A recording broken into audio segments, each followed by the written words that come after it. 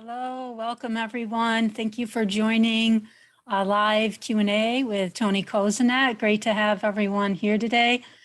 Everyone is welcome to ask a question, by the way, whether you're viewing on Facebook, YouTube, or here in Zoom. You can either type your question right in the chat. We have an expert tech team who will very quickly pick up your questions and feed them to me. Also, if you're here in Zoom, you can just raise the hand icon and you can ask a live question to Tony, and our tech team will have a message explaining how to do that as well. If you're here in Zoom, hi, Peter. Great to see you with your camera on. That's always, huge point of connection if you're able to turn your camera on. And also, if we can limit the chats just to the questions, it makes it a whole lot easier for the tech team to pick up your questions.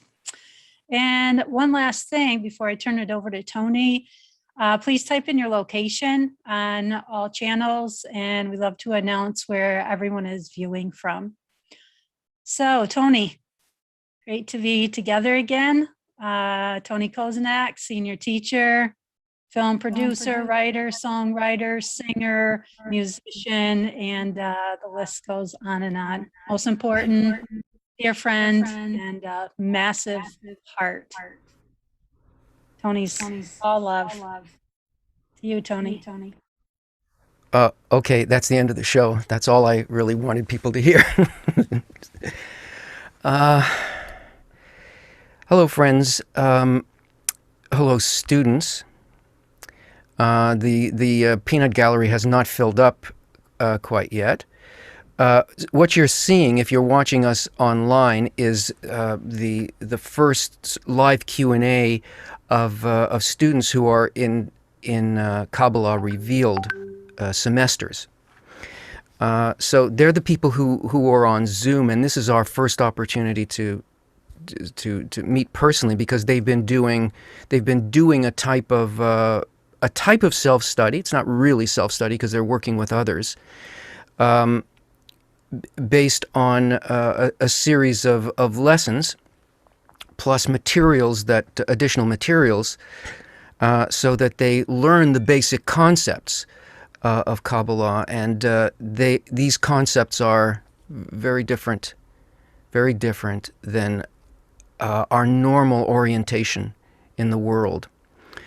There's something that people long for and search for, but there's a line there that even the most open heart that is asking, that feels the importance of, well, let's call it spirituality, reality, a broadened perception of reality, even the most sincere heart has to stop at that border between the way that we normally perceive and the type of perception that is required in order to really feel, experience, and enter that thing that you're after. So the people who are that you will see in Zoom here, who will be asking live questions, they're already learning these basic principles.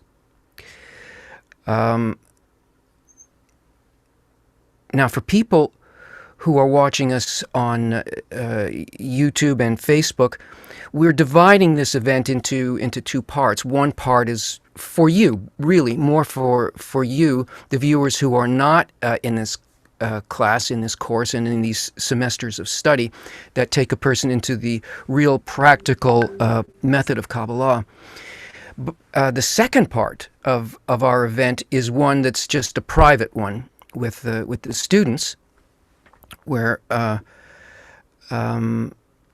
can ask anything they want. I mean, they can ask that now as well, but the first part is open so that you get a sense of what Kabbalah is about, what it might be like to learn about it, and in general, the first part is to answer the broader questions for people who already feel in their heart that they really want to understand the world that they live in, their own nature, the nature of the upper force, and want to be able to move towards that. The problem with it and with doing that. And most of the questions that we hear are questions that, well, everybody has, because no matter how sensitive one is, no matter how much we long for a connection to the upper force, a real one in which it's not ideas, but it's the world that we actually live in, spiritual world, we have to understand that that world, the spiritual force, is opposite to human nature, to the most basic tendencies within us as humans. And it makes it almost impossible, except for the smallest drops of light, to feel or see really anything about it.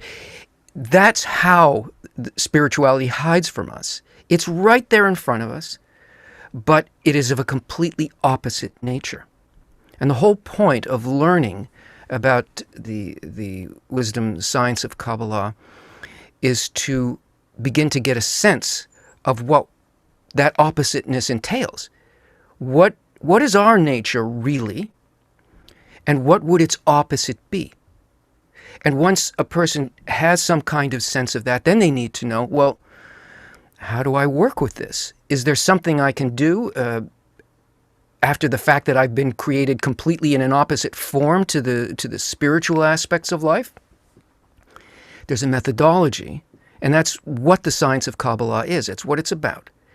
It's a method that allows a person, once they come up to that line, to begin to work with the fact of the oppositeness of our nature, the sensation of aloneness compared to the experience of complete connection in a complete system that does good for all.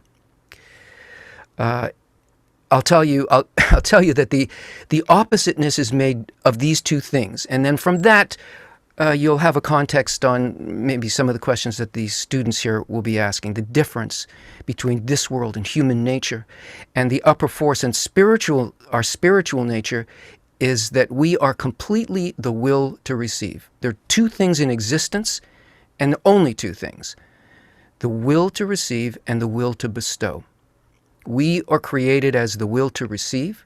That's all that we are, all we can ever be. And on the other side of that is the spiritual side, which is purely the will to bestow. Now, the whole method is about how to use our nature in an inverted form so that we enter, include, and live in that spiritual state. So let's start with questions, Mary. Okay, thanks, Tony. The first question is actually from Mark, Kabbalah Revealed, semester 1 student. Is there a difference between good bestowal and bad? For example, if you buy an obese person an unlimited supply of cake, they might think it's altruistic and generous, but that's ultimately not beneficial to them in a corporeal level. So is there a difference between good bestowal and bad bestowal? Well, you're framing the question in terms of the physical, and nothing that you are going to learn and that you're studying or that the books speak about is about the physical. Bestowal is purely an intention. It is not an action. You can have all kinds of actions that seem to be good, but because the intention, the reason, who is going to benefit from it, what the ultimate reason is that we're doing it, that's where the intention is. What the action is doesn't matter at all. So even, given your example, if the intention was pure good for that person, then it wouldn't matter what action you took. It would still end up being good, because the force of good completes the action. We don't. But it's really important to remember that we're not speaking about the physical world. We're talking about a realm of intention, not action. Okay, next question.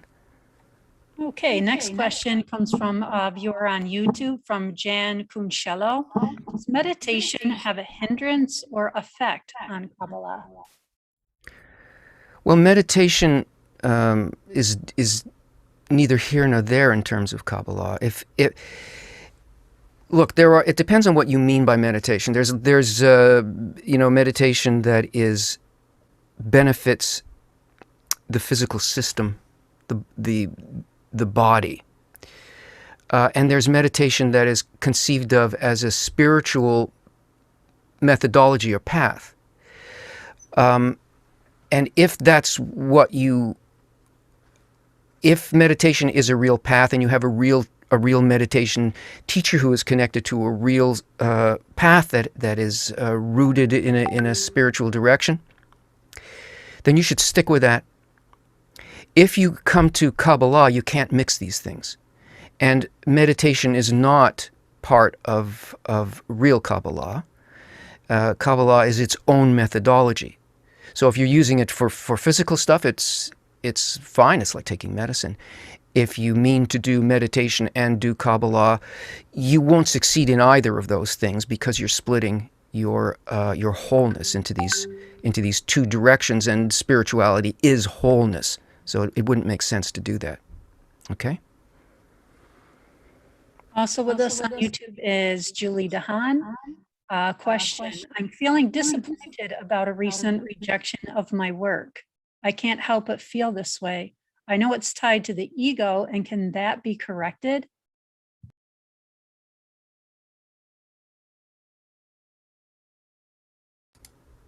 Well, yes, a rejection of our work, our material work, like my profession or my vocation, it's probably important because important for you and for your development, because it enables you to see how powerful what's really running you. Our work, like anything else, needs to be for the benefit of others. It's something we want to give to others. We want to make their life better, and work, really ultimately should be a service of some kind. If it's rejected, does that mean that you didn't intend to do a service, to do the best that you could? No, it doesn't. Nonetheless, our idea of ourself will make us really, really unhappy because we're looking for a direct reward as opposed to the positive outcome for somebody else, which we never really get to see. We never really get to measure that. All we really get to measure is what we intended to do. So if you have that kind of reaction, and again, Kabbalah is not about stuff that's happening in the physical. It's more about your attitude, your connection to other people. So if you feel very, very unhappy about it, now you're getting a sense of your own nature. And now it's worthwhile to contemplate what might be the opposite reaction to that. Where would you get the strength to not worry about that, but to just redouble your effort and go ahead and still continue to want to give to people? So it could be helpful rather than harmful. Next question comes from a YouTube viewer. Alex of Awesome is asking, first saying, hello, Tony. I'm 23 years old. I'm a Jew who wasn't raised as a religious Jew, and recently I have had this intense desire to know in the deepest part of my bones and soul if God exists. Where do I start?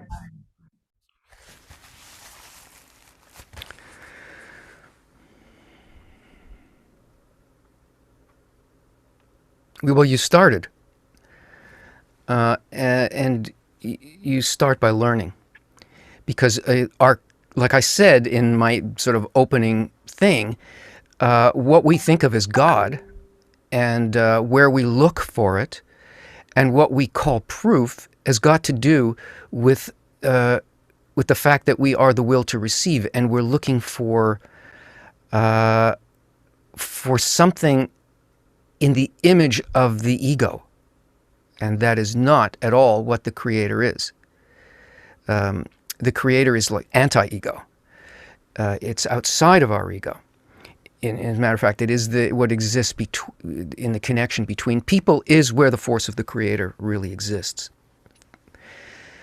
So the basis of your question to prove or to know whether the Creator exists is a question that's rooted in the ego. What you need to do is you need to learn the methodology of the true search. Where do we actually look? Where do we look in ourselves? Where do we look in the connection with other people? Where would one find that force of bestowal that we call the Creator? That's what a person needs to learn, because we come to this with a lot of assumptions. They're incorrect. The only thing that was correct about any of the assumptions was the desire that we had to find an answer. And the only way to find an answer is to be on a spiritual path with a spiritual methodology, to redefine the way that we look at human experience and our own experience.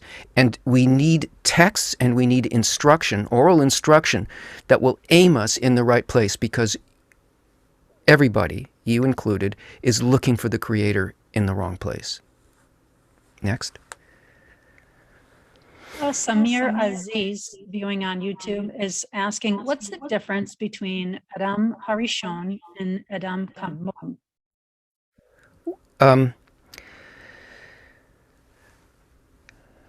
Adam Harishon was the first Kabbalist, the first one who wrote a book that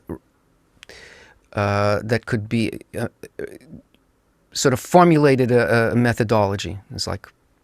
It's the birth of the awakening to the sensation and the search for the Creator that first lit up in humanity 6,000 years ago.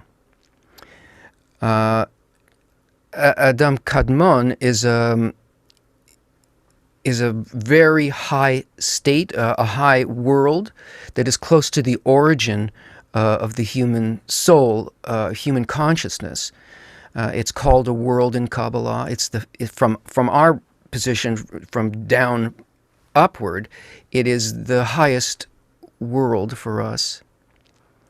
There are other worlds, but the ones that relate to the what we call the human soul, or the development of us towards a complete connection to the Creator. That's sort of the highest one for us. That's the difference between those two. Okay. Okay, we have another question about one of these concepts. Luis Pinero is asking, what is the Messiah? Mashiach in Kabbalah is a term. Limshoch means in Hebrew, and Hebrew is the language of Kabbalah. It was created by Kabbalists, and it only describes forces and states. So limshach means to pull. Moshe is like Moses, also has got that sort of force, and Mashiach is the pulling force, that aspect in nature that draws, attracts the point in the heart that exists in all people to rise up out of being sort of incarcerated into the ego, or into the will to receive. And it is a state not of the individual, but it's a condition of the whole human network. It's when we rise to an understanding, pulled from the waters of ego, we rise to a kind of perception and understanding that we are in a network of total connection, total wholeness, that we don't exist as individuals, but we actually are a single creature vis-a-vis, up against and in relationship with the giving force. That dawning of that awareness is the messianic age. That force is Messiah. It cannot be an individual. It is a general state. And we're sort of on the border of that right now. We are in the Messianic era. And many of the changes that we're seeing now, the complete interconnection of the integral nature of the human system and all of nature, and are the beginning of our grasp of that we really do sense this and feel it and don't know how to live in a state where we are completely responsible for everybody else, and vice versa. Not knowing how to do it right now and thinking that we're heading for destruction, that the world is going to be destroyed, that's good. Because it means that our ideas about how life is supposed to be, and life as we know it, so to speak, is ending, because that's not how life actually is. We're entering into this messianic state of the holistic interconnection and learning how to live in that, how to actually be responsible in that way, and how to accept all of the light that's in that kind of an interconnected state.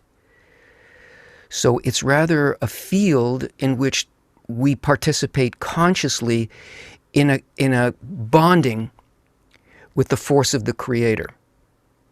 That's what Mashiach is. Okay?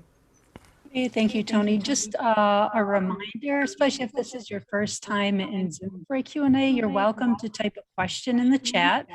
Also, you can ask a question live, meaning you can unmute. We'll signal you to unmute, and you can ask Tony right here live on the broadcast. So please don't be shy. Feel free to ask your questions. Next question is from G. Tony, wanting to know, what about reading text on consciousness? Obviously, the Torah, the Mishnah, Gemmorah, etc., give us the rules we need, but what about other kinds of books? Is that okay to read those books on consciousness?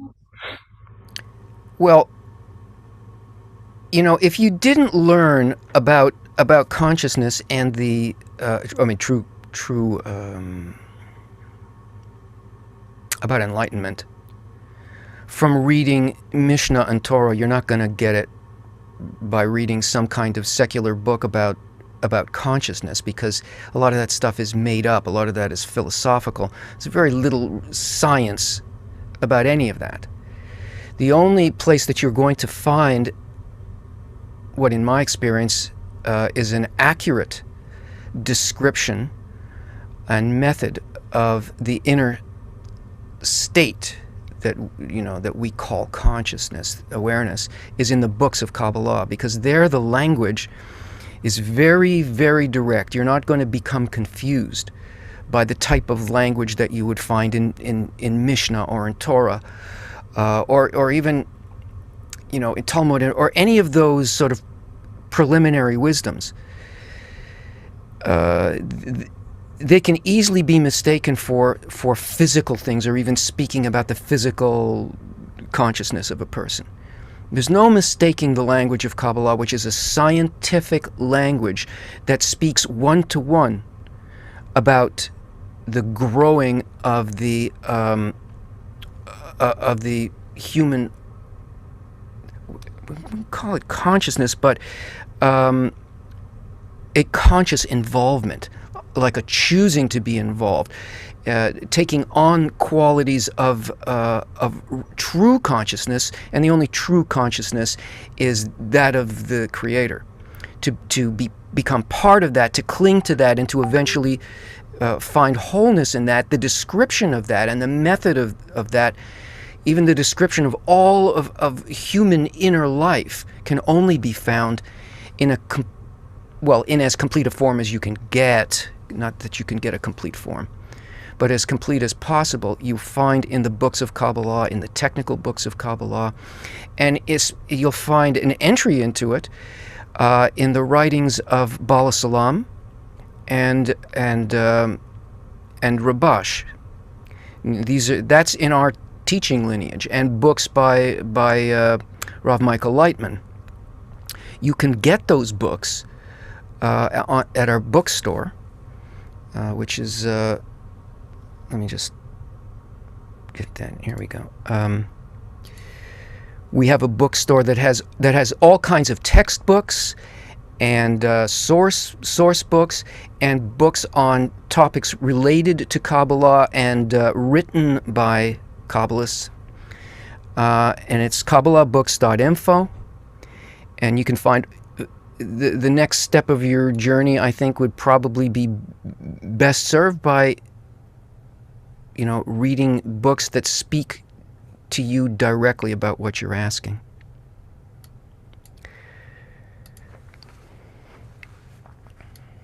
Okay, before I go to the next question, which has to do with the books, Tony, just a message from the tech team. When you're unmuted and I'm speaking, there's an echo that's coming back in the broadcast. They can mute you, but then you'll need to unmute yourself when you go to speak again.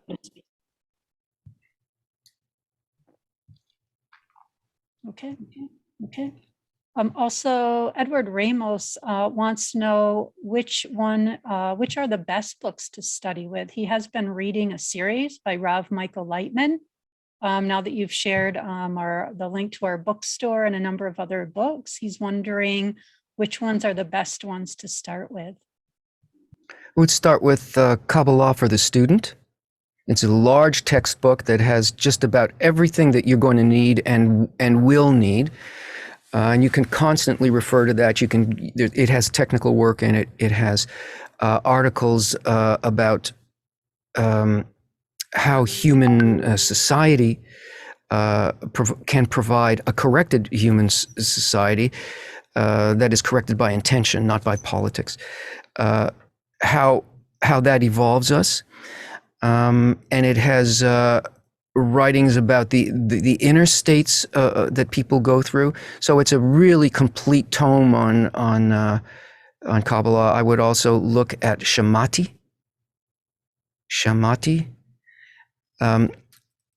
It's a book, Abba Salam's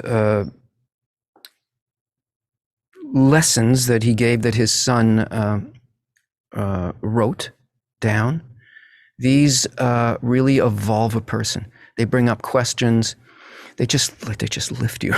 They lift you, and they put you in touch with the real sort of spiritual inner work. Now, those you still need to learn. You can't, friends. You just can't get it directly from books. It's not like a New Age thing.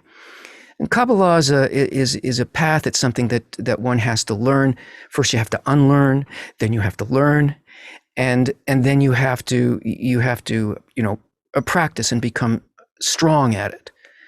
So you need instruction so that you're not misled by your ego as you're reading these things.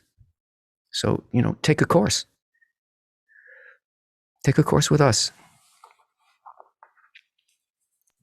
Okay, before we go to the next question, Tony, I just want to share some of the locations where we have friends viewing from.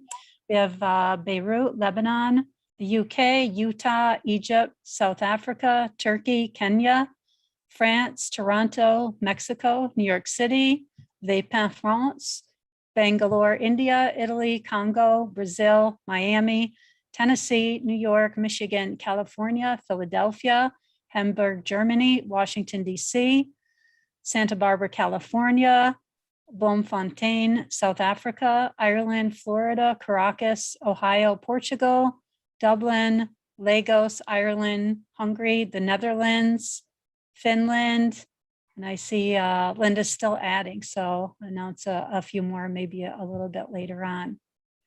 Okay, next question. We have a live question from Wendy. So nice to see you. We look forward to your question. Go ahead, Wendy. Hi, thanks, Mary. So every science has a frontier and performs research, whether it's physical or spiritual. What is the frontier of Kabbalah science? I'm going to start with, thank you. I'm going to start with the experimentation is done on you. You do the experimentation on one's own involvement, and it has to be done with other people. It's the only way that one can observe anything happening in truly anything real in our inner life. The frontier, I don't truly understand the word. I'll tell you, the physical science, the frontier of physical science is human awareness. It cannot penetrate that.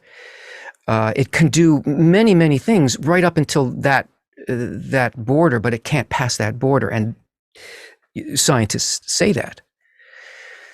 But that the science of Kabbalah occurs only above that border. The frontier would be our development and becoming similar to the force that created us. So the frontier is how much are we like that, the force that created us? What is the ratio between reception and bestowal? And at that line, that measures the amount of accurate perception of reality and living in that reality. So it's like a moving shock wave from limitedness into wholeness, which includes, absolutely everything in reality. We and our development is what, and that ratio is what either opens or blocks that light from entering us, and that light is connection, awareness, a whole perception of reality. Hope that answers your question. Yeah, thank you, Tony. Thank you. Thank you, Wendy. Next question comes from Maria Puentes, viewing on YouTube. How come our soul is calling for the light, freedom, and upper worlds, and we still feel that we are trapped in fear of crossing the threshold? Because we identify completely with the ego. We think that the will to receive is us, is our mind, or is our soul. And it's always trying to, it's very tricky, very sneaky, very smart. And it is always trying to tell us that if you cross that line into really desiring bestowal and living in that way, that you're going to die, because it's convinced us that it's us. It's part of a force, and when we begin to do the real work, we actually work above it. So the ego is here, and it's necessary, very necessary. But our eventual work functions above it, and Kabbalah means reception. It's the will. It is the will to receive, but it's not just the will to receive. It's how to receive correctly in such a way that the will to receive becomes inverted and is put to a spiritual use. So both of these things are very important. The whispering in your ear that you don't want it, and the fact that your heart never truly, an egoistic heart will never truly want it. And even if you've changed all kinds of things inside of yourself and you truly, truly want to, you can't do it on your own. It's the upper force that eventually does this for us, and it does it for us in the most practical manner by connecting all of the broken parts. This is something that wouldn't even really occur to us. What are the broken parts? They're all those other people that also have this illusion that they are separate individual beings. So it's always, this force is a force that always pulls away. It's like the force of gravity that always pulls towards the self. And there's this other force, and the ego will never agree. That's why you need a method.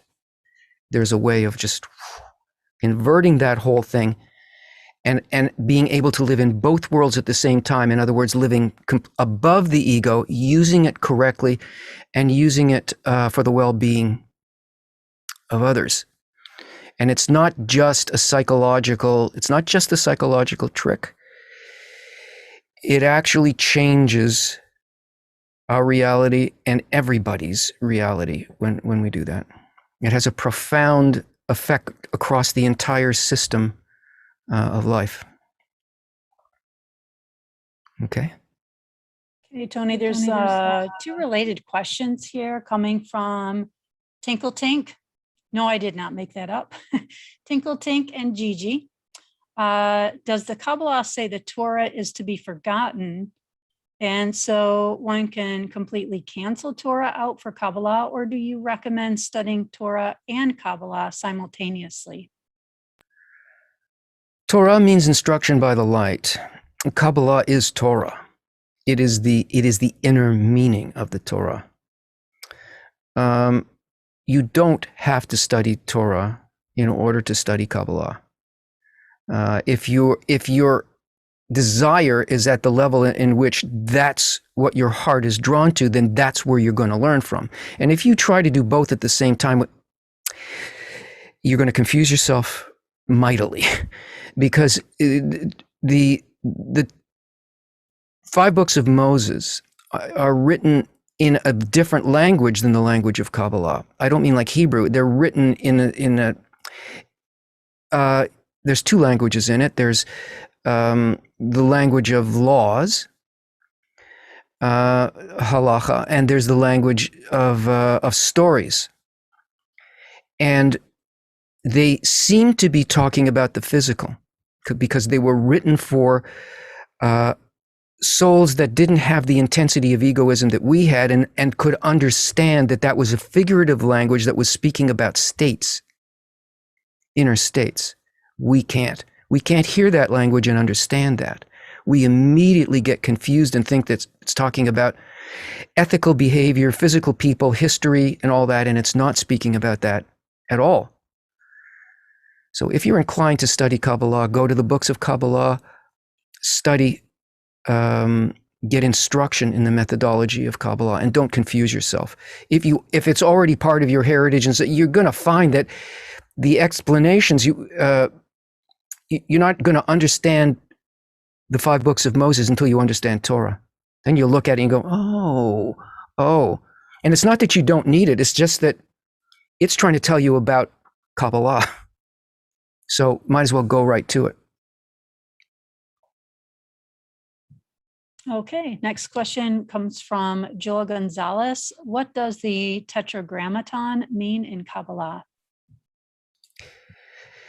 The Yud K Vav K is a formula by which all life evolves. Everything in reality was created with this formula, and it's called, it's the 4 phases of direct light. And it is an evolutionary process that creates a being, it creates a desire opposed to, and puts it in proximity, an opposite desire put in proximity to the will to bestow, and develops it to a point where it can have an independent desire to know, to join with the Creator. And it's a fractal of everything in reality. Everything in reality is made out of these 4 phases. Every desire, and desire is the only reality. There is nothing but desire. There is no physicality. That's just an illusion that the ego paints. But these 4 phases, called Yud, Hey, Vav, Hey, represent the interaction of these forces, these 2 forces, and how they develop 4 phases. And then it, like a fractal, it creates 10 spheres, and those 10 spheres contain many fractals of that. So what I'm trying to tell you is that it represents the fundamental building block of life itself. That's what it is. Okay, thanks, Tony. The next question comes from a Facebook viewer, Cliff Gorfinkel. Is this study the difference between a priori knowledge and posteriori? It doesn't involve knowledge, neither before or after. It can't be learned with the mind. the mind participates, but it's not the vessel for enlightenment. It's the heart. And this science is a wisdom. It infuses completely into the awareness of a person, is not dependent on the intellectual grasp really of anything. It has to do with involvement, effort, desire, and these structures of reason only bring a person to that border. We don't abandon them. They're necessary as part of the process, but that's not the place in which the wisdom or the light enters. It enters into a completely different, let's say, vessel than the mind or the cognitive reason. It's above reason. It includes it because it's higher than it and created it, but it doesn't happen through reason. Okay. Okay, next question comes from Vitali M. Can the created deficiency ever truly reach equivalence of form?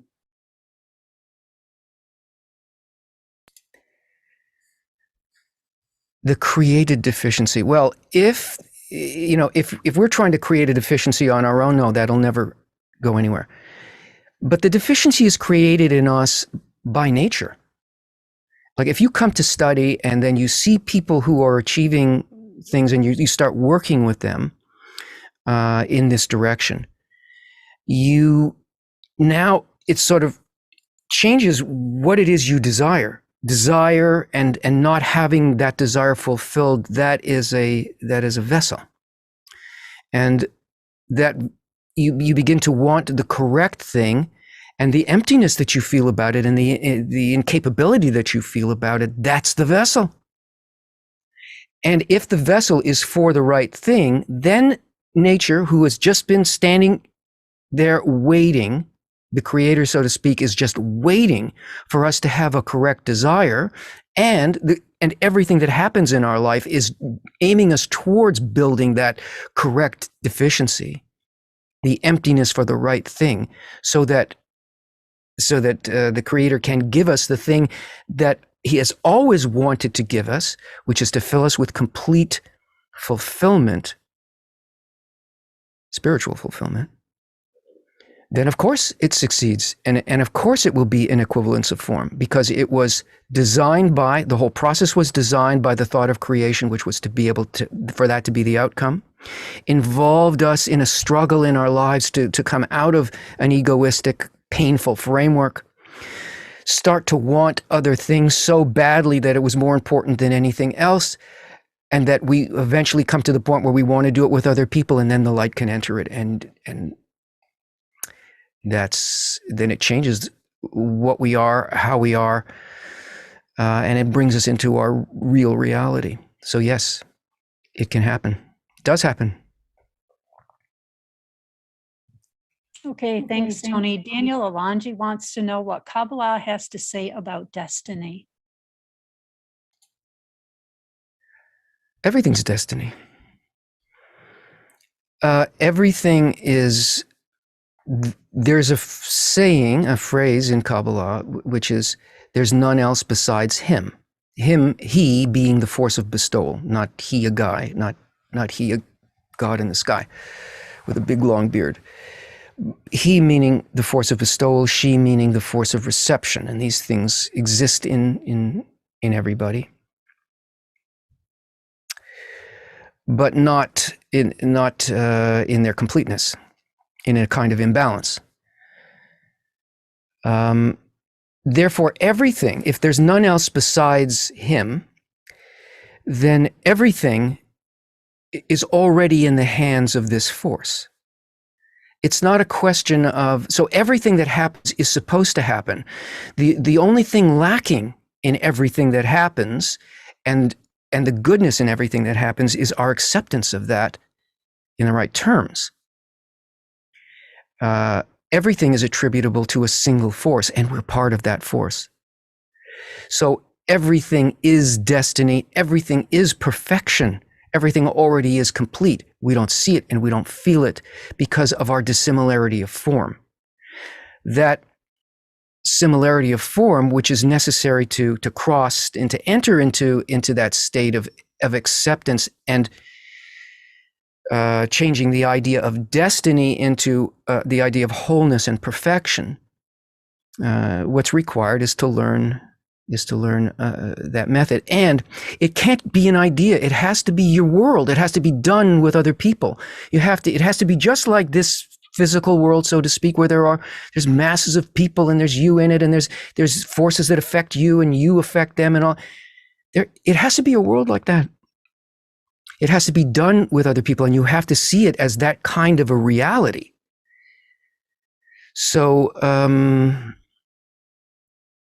we stop seeing destiny as the unfolding of events, and we start seeing it as a kind of an eternal perfection that we want, acknowledge, and participate in. Okay, next up we have a live question. Maria, wonderful to see you. We look forward to your question. Go ahead, please. Thank you so much. If the light, if the freedom and open world or realities that we want, which is love, is kind of like living in that state of pure connection with the Creator, and that is possible and that is timeless, because I've been learning that in spirituality, time is not the same as the way that I see it. It could be, in another second. How come I am so afraid of crossing the threshold of that? If fear is the only thing that is stopping me to be completely free, how is that fear more powerful than the love that is awaiting for it? The fear is very, very important. Fear is the place where you put, can you hear me? Yes. Okay. Fear is the place where we put the most important thing in our life. And that's why we have the reaction that we have, that we call fear. It's the most precious thing. That's why everybody has this fear of losing their life, because that's the absolute most precious thing in our awareness. If you define your life as your material, your egoistic self, then of course you're going to have this fear. The whole thing is to change what you fear. And this is what you will learn to do. You learn to change losing connection with the Creator, losing connection with what your life actually is. And that means that doing that becomes more important to you than the ideas that you have right now. And when you have that kind of importance, you become willing to make efforts to do it. If there wasn't a line like that, you couldn't ascribe any importance to it. It couldn't have value. You wouldn't be able to feel the difference between what your egoistic response to things and what may be on that other side of the line. And also, I got to say, Maria, that it also is a misunderstanding of what's on the other side of the line. We look at crossing that line the way we look at everything in the ego.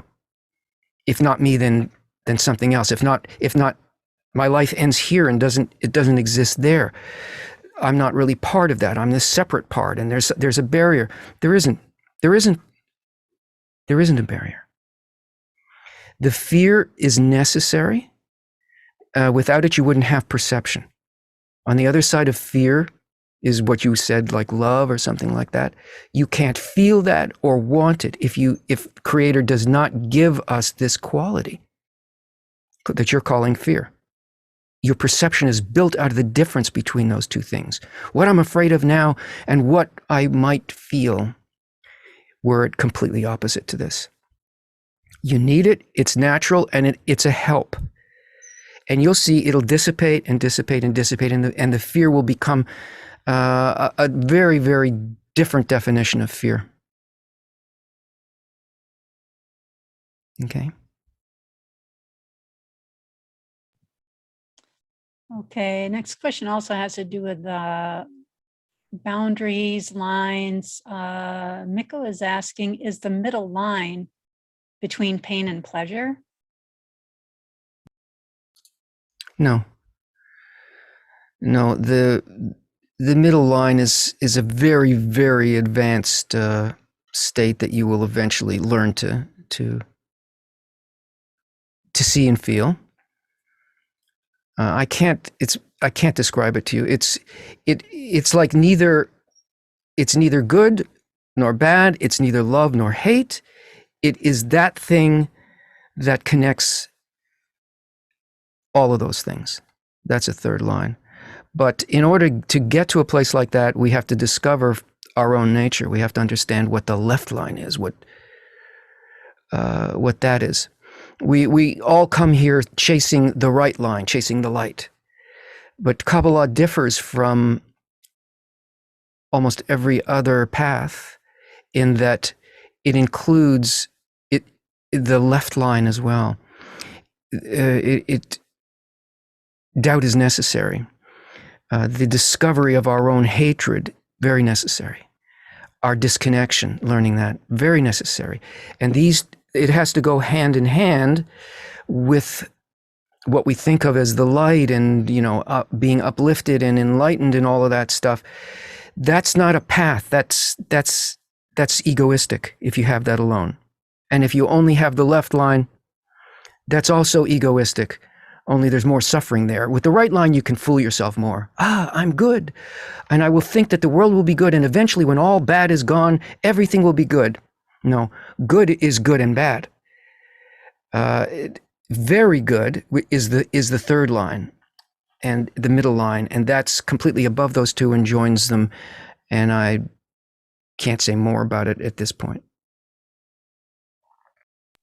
Okay, before we go to the next question, which is live, Andreas, sit tight. Just a few more locations where friends are viewing from today. Greenville, South Carolina, Massachusetts in the US, Belleville, Toronto, and Nigeria, Africa. Okay, Andreas, love to hear your question. Go ahead.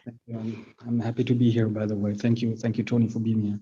So I just read the text of your course about Israel, the creator and the Torah, and what it means. And I was just like, and it was about also talking about lines. So I'm wondering if there's a correspondence of these two sets. If like the creator is right line, Israel is left, is there any correspondence? Correspondence to what? Like, for example, that like I read about the creator, which is there's none else besides him, I guess. Israel, my point in the heart, who wants to connect, and Torah, the work of the mitzvot. So is there correspondence that maybe the creator means the right line, Israel means the middle line, and the Torah means the left line, or is this completely two different concepts? Yeah, they're different concepts than that. Actually, we have to make all three of those things the same thing. That's the goal of the work, that they become the same thing. No, the left and the right line they've got to do with the inner work of a person, and the middle line this is all inner work of the person. What you're describing are sort of like forces, but they're not as you describe them.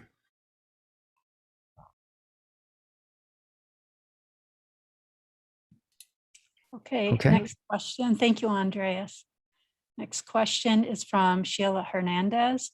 How do I know that my heart, together with my actions, are aligned to the purpose that Kadosh Barahu has for me? And if I'm not aligned, how do I begin? Study. You have to study, because you're using terminology that does not give one a grasp onto what those forces are really like in us. That's kind of religious terminology, which is right line. It's all right line. The methodology takes that, gives it the 3 dimensions. And you have to learn the definitions of Kabbalah, the fundamental principles that will put all of that stuff that you gathered from religious study into a perspective that is 3-dimensional, that is true inner life and truly relating with others in the form of love your friend as yourself, which is the law, the general law of reality. It's not, that kind of be nice to your friends in kindergarten. It really describes both the work and the complete fulfillment of the work.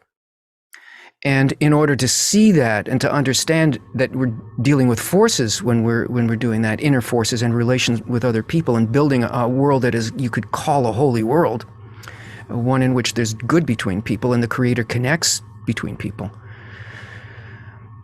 You have to learn correct definitions, because it rearranges the heart. Learning those things from the right line, from the religious approach, will give you the hunger, and these things will be familiar to you. But you have to have the other part of it in order to bring them to life, to turn them from 2 into 3D for you. So you have to get those definitions. So study. There's a semester coming up, starting on the 5th of December, where there's Kabbalah Revealed 1, and then there's Kabbalah Revealed 2. There's a whole line of semesters that will develop a person from these basic concepts through to the application of these concepts, and then real work and real inner work, and the practical aspects of things. There are 2 other courses that come after. There are 4 full semesters that eventually lead a person into, fairly regular contact with, live with an instructor and with other people, and you learn the methodology and you learn to do it with other people in the way that the Kabbalists have done it through the millennia. So it's worth putting your toe in, seeing, is this for me? Am I getting it? Is it opening? Because if you want, it'll take a person all the way from those definitions and basic principles all the way to the practical application of Kabbalah and an ongoing perception in that other state.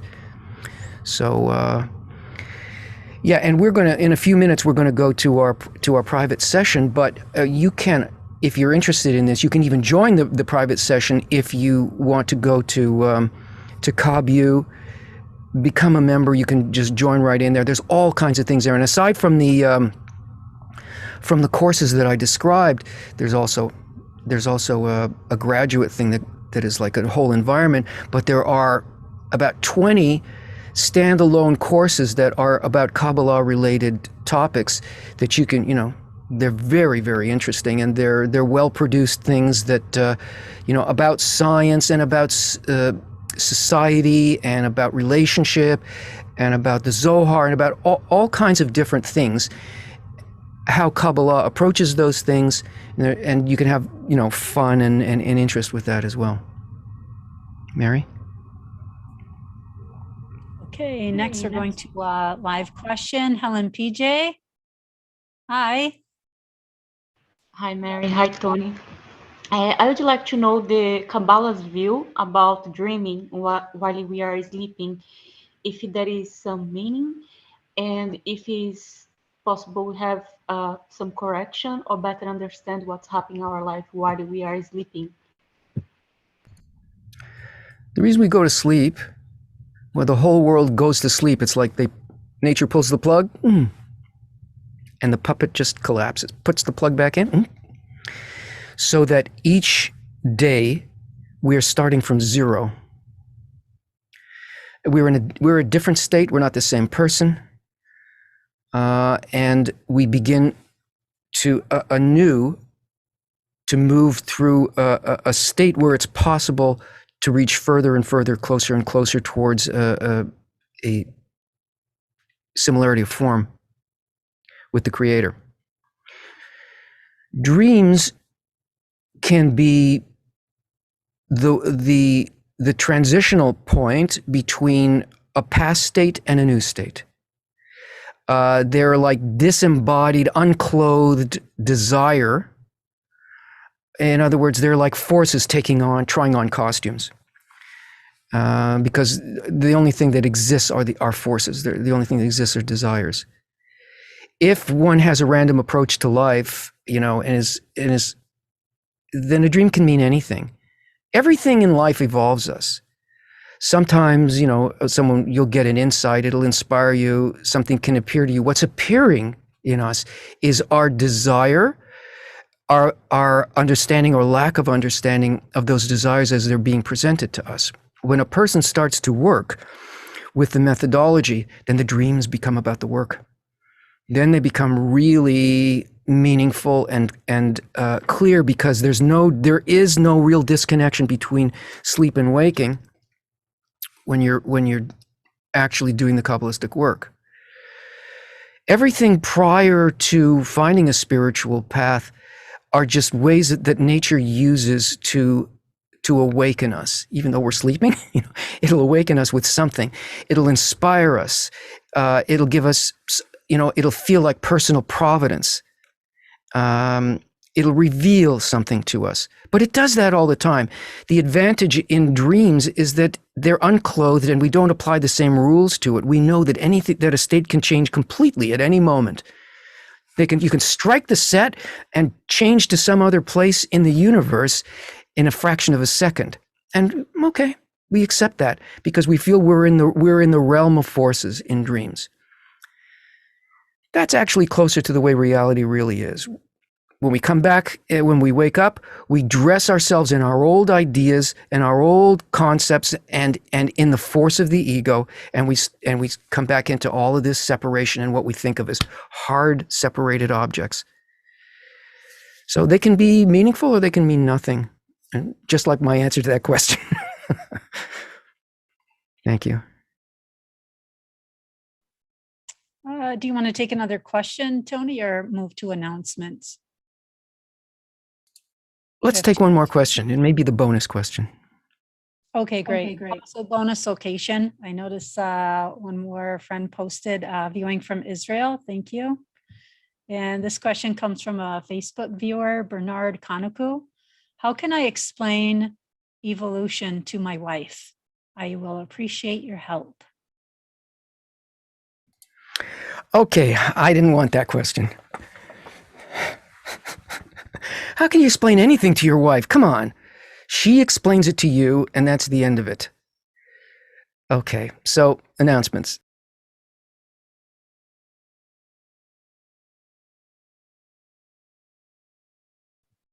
When I first read that question, I thought it read, how can I explain the evolution of my life? Anyway, trickier yet. Announcements. If you're not already a KabU member, then we invite you to join. As Tony mentioned earlier, you can see the link in the chat. You'll gain access to all kinds of Kabbalah courses from beginners to advanced.